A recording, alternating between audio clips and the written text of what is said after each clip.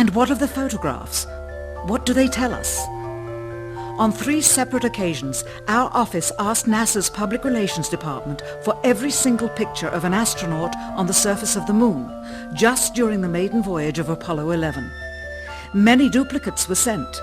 In all, fewer than 20 pictures were found, including first-hand investigation on site at the agency's vaulted archives. Quite surprising, considering the historical significance of the event. These very photographs are the same ones circulated year after year on anniversary commemorations.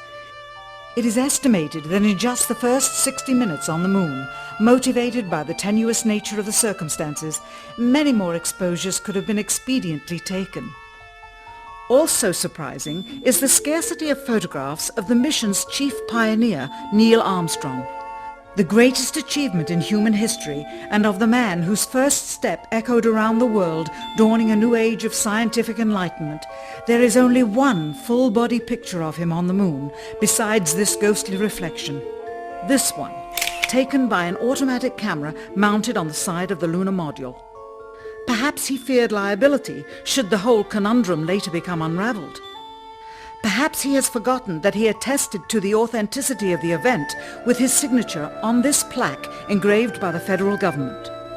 In fact, in the more than 30 years since the event, aside from NASA's initial press conference and the occasional brief anniversary remarks where few questions were permitted, he has never given one on-camera interview to anyone, ever. From an analytical standpoint, photographic anomalies have to be sought out with an understanding of lighting and shadows. The most straightforward is simple. When objects are lit solely by the sun, as all the scenes on the moon were said to be, after all, lighting equipment was not only impractical, it was unnecessary in bright sunlight, then all shadows, regardless of the landscape, will run parallel with one another and never intersect, as shown by this example.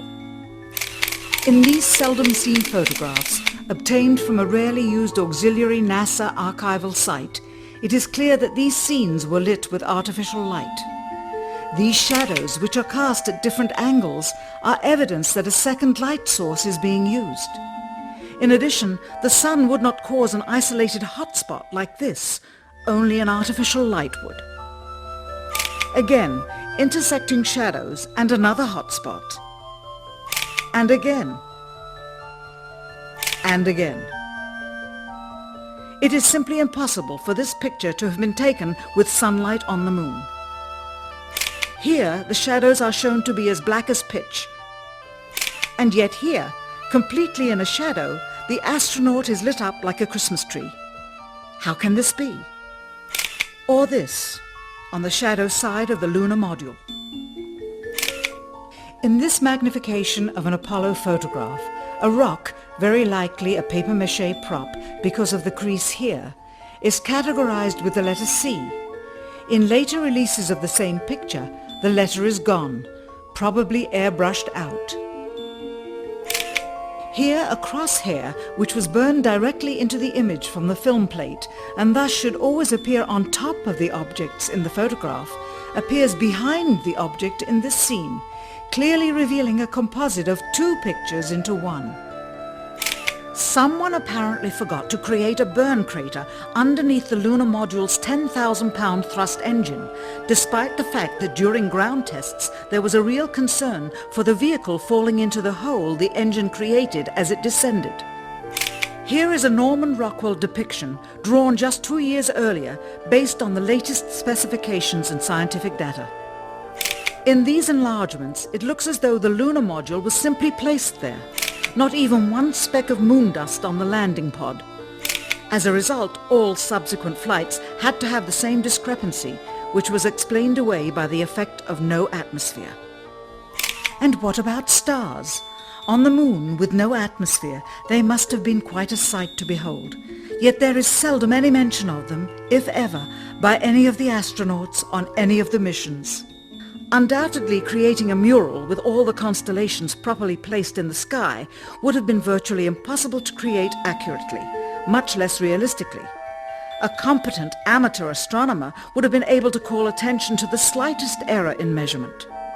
The answer? not to talk about the stars, ever. In their post-flight press conference, it was the only question to which Neil Armstrong responded with an absence of memory. When you looked up at the sky, could you actually see the stars and the solar corona in spite of the glare? We were never able to see stars from the lunar surface or on the daylight side of the moon by eye without looking through the optics. I don't recall during the period of time that we were photographing the solar corona what stars we could see. I don't remember seeing any.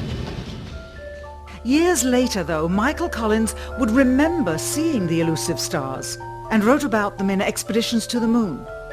It seems his memory improved the older he got. Why don't stars appear in any of the photographs? Simply because the proper, mostly closed exposure setting for the camera's iris, set that way to compensate for the bright sunlight on the moon's surface, completely diminished the faintness of relatively distant specks of diminutive light. This answer is true.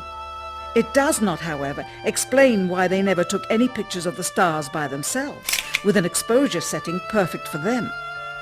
While they took 3 automobiles to the moon, they never took a photographic telescope. Had they done so, they would have been able to see farther into the universe than had ever before been realized. If they had taken a telescope and were not actually on the moon, they would have had to concoct undiscovered galaxies that might one day prove to be non-existent. The cost of the 3 moon rovers in 21st century currency? Nearly $60 million each, though they had fewer parts than a Jeep. Where was all this money going?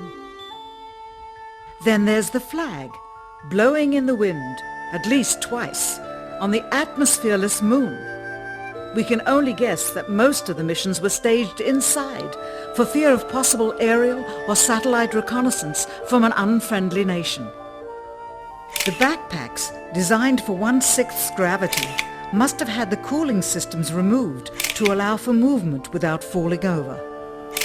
With very near and hot studio lighting, that left one hot astronaut inside. Assuming that it was the astronauts inside after all, their faces were always covered. The necessary mammoth amounts of air conditioning were probably responsible for the air current. Here the editor cuts to a still shot of the flag just as the effect becomes noticeable. Here it is unchecked.